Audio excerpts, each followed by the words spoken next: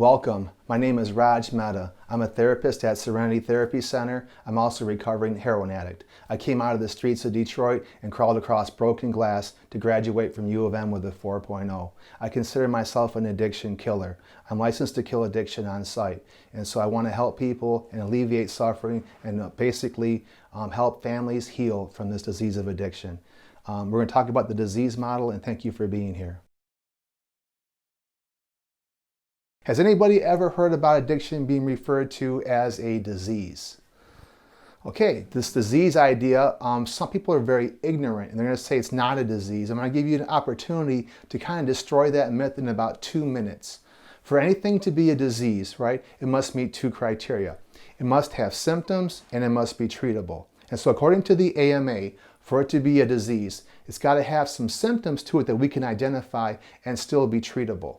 Think about the concept of diabetes. Diabetes is a disease and the symptoms are high blood sugar and is treatable with insulin. So think about the disease of addiction or the disease of a flu. They are a little bit different, but the model still works. Imagine if a person had the flu and they came to you and they said, I can't work today. I have a really bad flu. I can't work. What are some physical symptoms that you would look for to see if that person was telling you the truth or lying? Anybody have an idea? Sneezing. Yep. So we got sneezing, watery eyes, congestion. We have these symptoms that are physical, that are self-evident. This person has the flu and they can't work today. So think about addiction from the same lens. Imagine if a person comes to you and says, I'm an alcoholic or I'm an addict and I can't work today. And so we want to look about this. Imagine a person that's homeless. Think about addiction in terms of stages. A person with stage 1 cancer comes to you and they say, I have stage 1 cancer. You're like, well, you look really healthy to me. You don't seem like you're very ill. A person walks up to you and says, I have stage 4 cancer. You're like, oh my God, you don't look so good. It looks like you're actually going to be dying. And so stage 1 versus stage 4, that's why I bring up the homeless person, because the homeless person is your stereotype of a stage 4 alcoholic or addict. And so when you look at that person, physically, what's different about him than the average Joe? Disheveled. Yeah.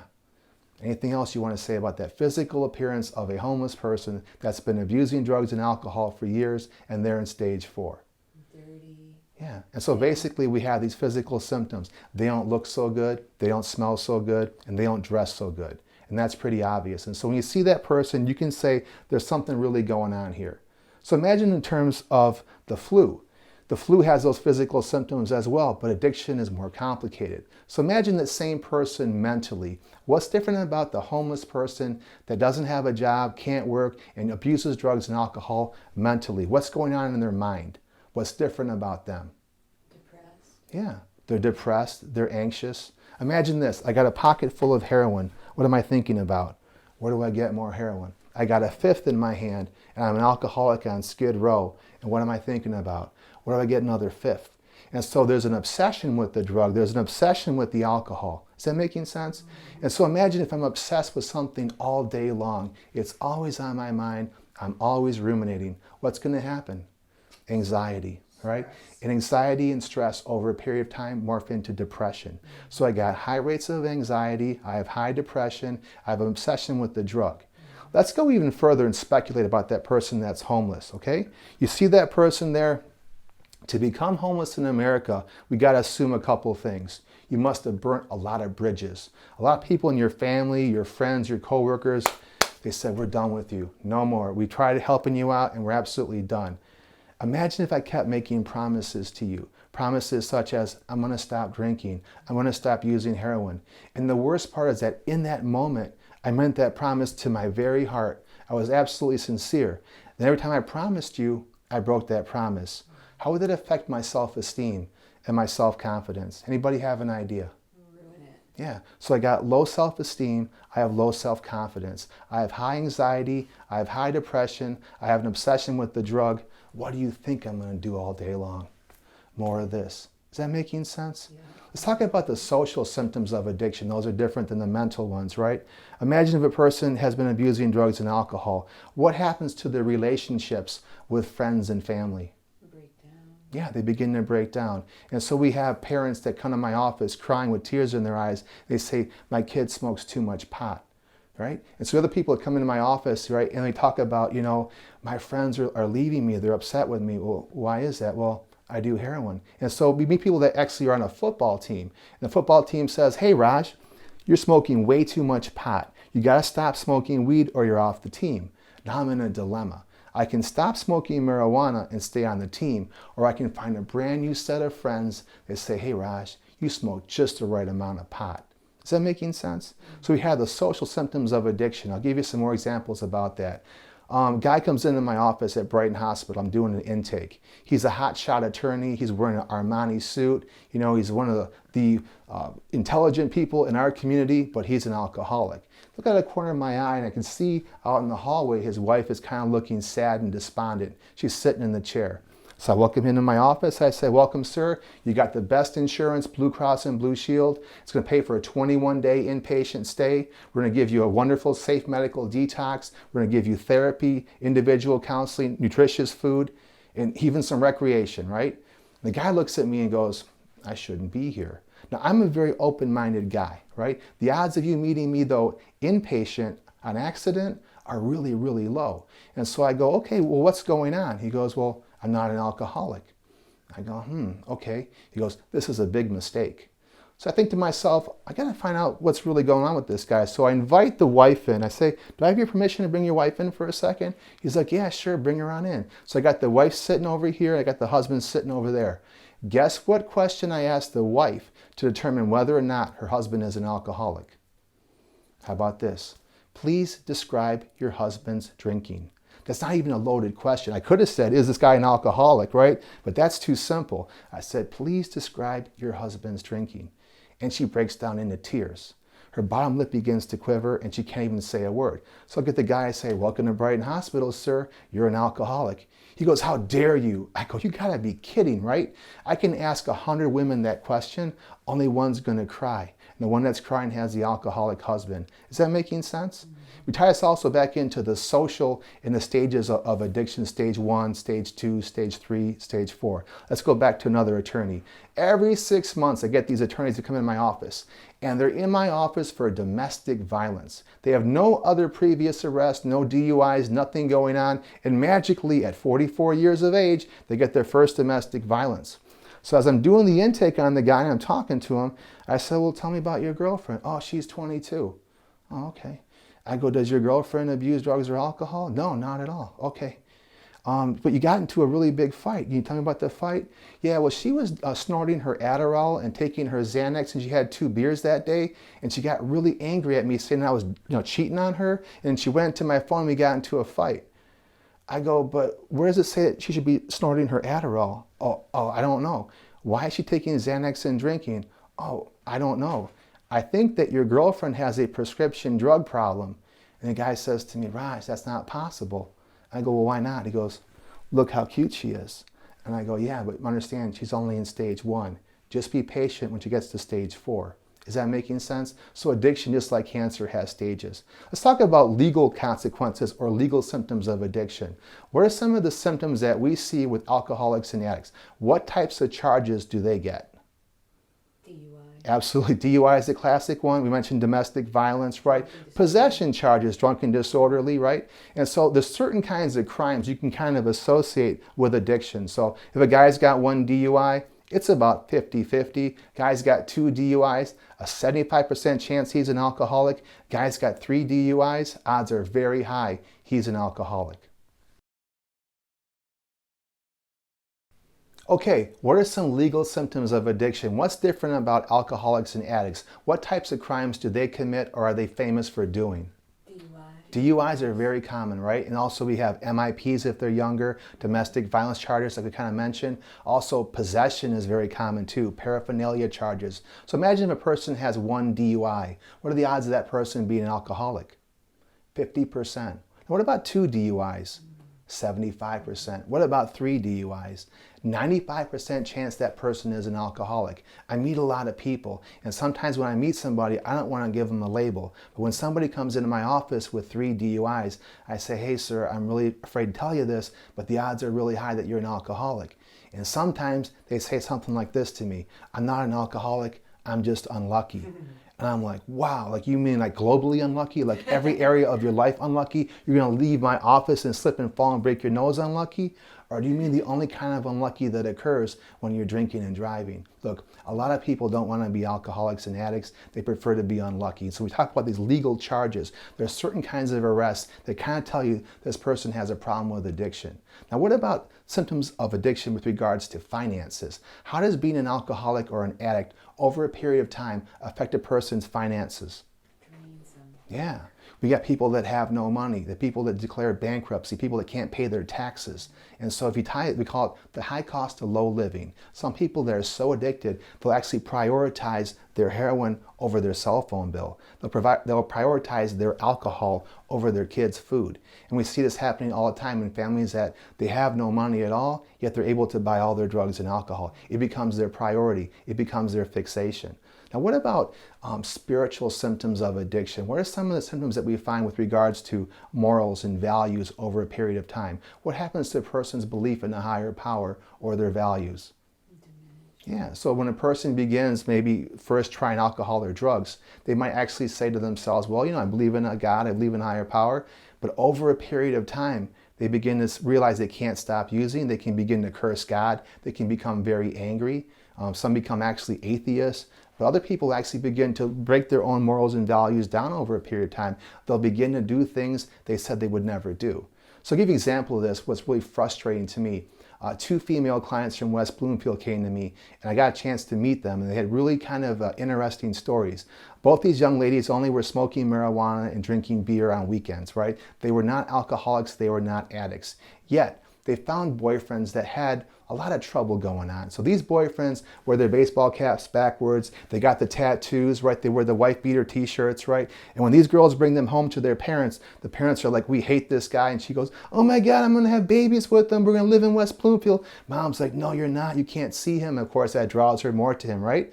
And at some point during this relationship, these two young ladies catch their boyfriend shooting heroin. Now, what's a normal female response to be if you saw someone that you love and care about putting a needle in their arm? What would be the logical response for those two young ladies? What should they have said out loud? Fear. Fear. What the hell is going on? You have a problem. You have to go get help. I can't date you. I can't be with you if you're going to be using heroin, right? But they didn't say that. Guess what they said? I want to know what you feel. I want to share that experience with you. Now, here's a chance for a man to be a hero. Here's a chance for these guys to say, I love and care for you so much, I would never stick a needle in your arm. I wouldn't give this stuff to my worst enemy. And instead of those guys being heroes, what did they do? They said, let me shoot you up. And now we got Bonnie and Clyde running around stealing shit all day, and they basically are being really bad at stealing. And so these two guys get caught, right? Stealing. They go to jail, they go to prison, and their girlfriends have a heroin habit. Their girlfriends are spending $100 a day on heroin. Now they have no money. And so, believe it or not, their young female friends say to them, hey, you're really cute. Hey, why don't you go on backpages.com and become a hooker and pay for your heroin habit? What could possibly go wrong with that plan? And you see my point. These young ladies not being savvy to the streets, not being real deal criminals, they go off into that world, and then really, really bad things happen to them. Just use your imagination. Really, really bad things happen to them. Then it becomes my job to put them back together again. And that can take 1 or 2 years, and that never had to happen, and that really pisses me off. Is that making sense? The flu is very easy to treat. It only has physical symptoms. Addiction is very difficult to treat. It has physical, mental, social, financial, legal, even spiritual symptoms all going on simultaneously. But the main symptom of addiction is the inability to get high successfully. Think about it in terms of an allergy reaction. When a person has a peanut allergy, why allergies are very complicated because you don't always have a negative reaction when you eat a peanut, but sometimes it can be really bad.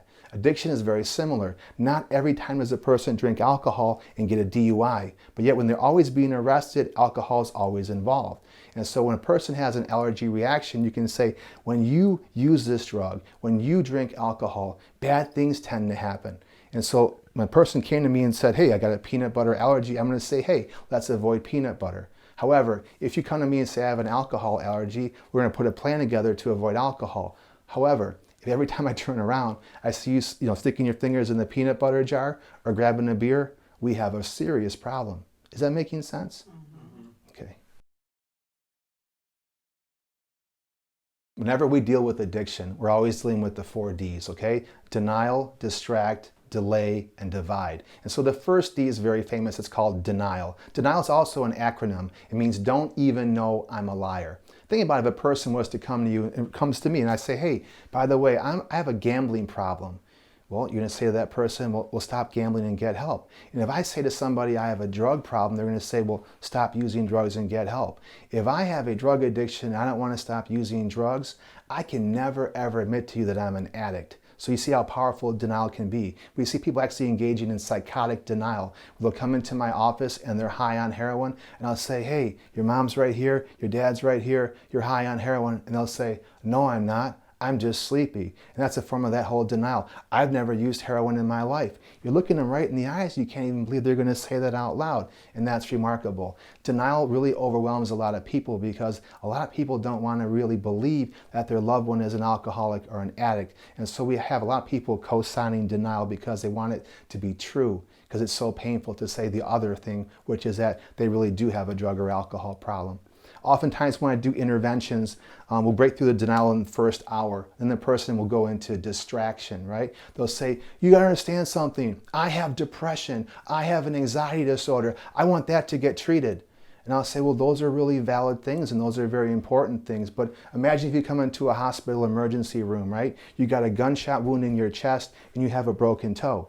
And you're focused on your broken toe. You're like, you gotta treat my broken toe. And I'm like, man, you got a gunshot wound in your chest. When a person has an anxiety disorder and they're shooting heroin, the heroin's gonna kill you. The anxiety won't. We gotta focus on treating what's most important, and that's called triage. But for a lot of people, they wanna distract. They're gonna say, well, mom smokes pot, dad drinks beer. Well, that's all important stuff, but we're not gonna deal with them right now. We're gonna deal with your addiction. So they're gonna be trying to distract, and that's very common. The third D is delay, right? So once I do an intervention on somebody, I'm gonna say, you gotta go to rehab today.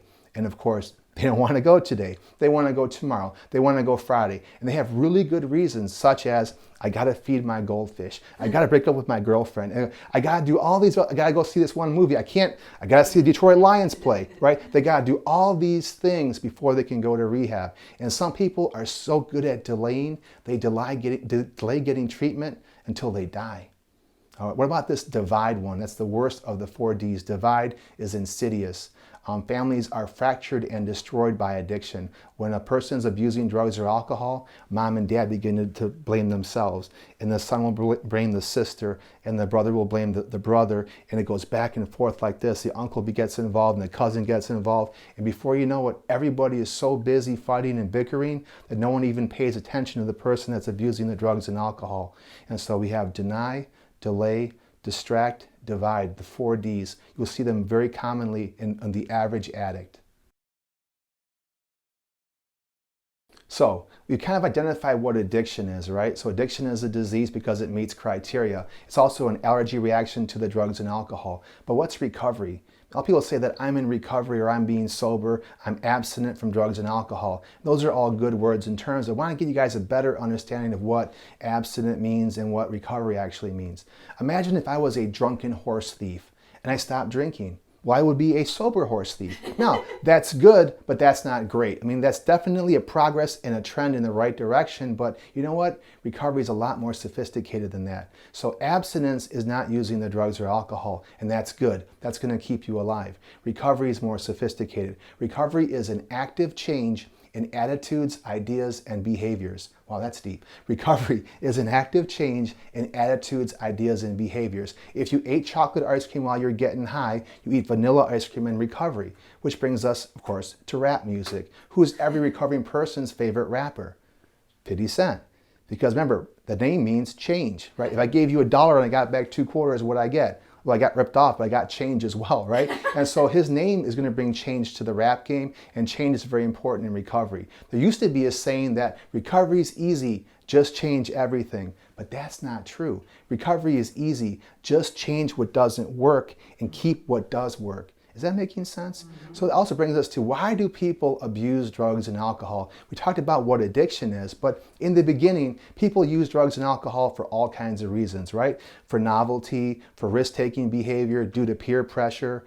There's all kinds of reasons to begin trying and using and experimenting with drugs and alcohol. The difference between a person in the experimentation phase versus the addiction phase is this. Addicts use to change how they feel. Taking a good feeling, like being in a party, and making it better. Taking a sad feeling, like being lonely, and making it less. Or if they have a constellation of feelings going on, knocking out all those feelings and making themselves numb. Which brings us, of course, to Star Trek. Every addict's favorite Star Trek character is Spock, because Spock doesn't feel. Is that making sense? So addicts use because of feelings, and recovery is change. We also talk about, in terms of addiction, whatever addiction promised you, recovery actually delivers. And for a person to change is very important. A lot of people study addiction, and that's great, but it's more important to study change than it is to study addiction. So change is a very important thing. Change requires courage and a method. You gotta have a method to stay sober. I meet lots of people. I meet hundreds of people. They sit in chairs right in front of me and they cry their eyes out. They say, I never want to use heroin ever again. I would never want to drink ever again. There's no reason to lie to me. I'm not a probation officer. I'm not a judge. So when I ask them the important question, well, how do you want to achieve your goal? And they kind of look down and they say, well, I'm going to use my willpower. But willpower is not a method, right? Going to AA, going to NA, that's a method. Going to counseling, that's a method. Starting a serious workout lifestyle, exercise, fitness lifestyle, that's a method. Going to church every Sunday, that's a method. But just sitting at home and thinking really hard that I'm not going to get high, that's not a method. That's a plan for a failure. And so when I meet with families all the time and they deal with addiction, just like dealing with cancer, you can't ignore it. It's not going to go away. I mean, there's no cancer treatment that's called the Ignore Cancer program. There's no way of treating diabetes by saying, we're going to pretend you don't have it and maybe it'll get better.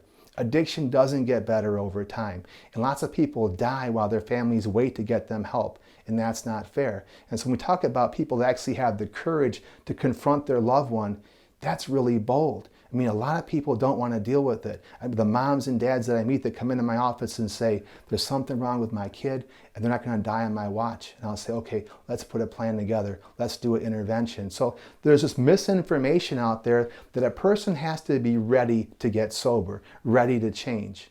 Now, I don't even know what that means, because everyone I do an intervention on doesn't want to go to rehab. That's the purpose of the intervention. So everybody that I meet at an intervention doesn't want to get sober, doesn't want to change. Is that making sense? They come into my office and our job is to make their using as miserable as possible and their being sober as easy as possible. And so how do we do that? We do that with traction points. You come into the office and the parents are going to read the letter. The letter is basically a 3-part letter. How you used to be, how drugs and alcohol changed you, and what we expect you to do today. And so when we have the parents reading these letters, I usually have mom read the last one. And about 80% of the time, the person's going to say, you know what, I do have a problem, I'm going to go into rehab. But here's the sad truth. 20% of the time, the kid's going to say, I'm not going. That's when the ultimatums come out. That's when we say, well, you can no longer live at home. You can no longer have the car. We're going to call your boss. You can't call my boss. No, we're going to call your boss and tell him that you're using heroin. I did an intervention on a Michigan State University cheerleader, and we brought her to the house. She came to the house, and it was kind of like we had the grandmother call and say, I'm really sick, come home. It was kind of like, shady, but we had to do that. So we get her into the room. The room is filled with all of her memorabilia. Her photographs, her trophies, all her accomplishments are all around the room. She walks into this room, and she's like shocked and stunned. She can't understand what's really going on. And so we say to her, we think you're using drugs and alcohol, especially heroin. We got to get you into rehab. And she says to me, I'm not getting high at all. I go, that's fantastic news. I'm going to hand you this cup. All you got to do is pee in this cup, and when you test negative for all drugs, I'm going to shake your hand, apologize, and walk away. You will never see me again. Guess what she says? I'm not peeing in your cup. Why don't you trust me?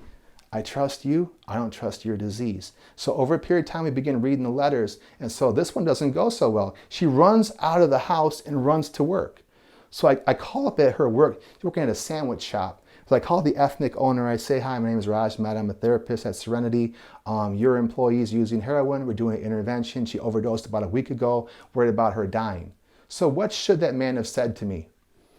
You're right, we're going to get her help. And then, I'm kind of sensitive. What do you actually say? I don't care who you are. She's really cute. She's a great sandwich girl.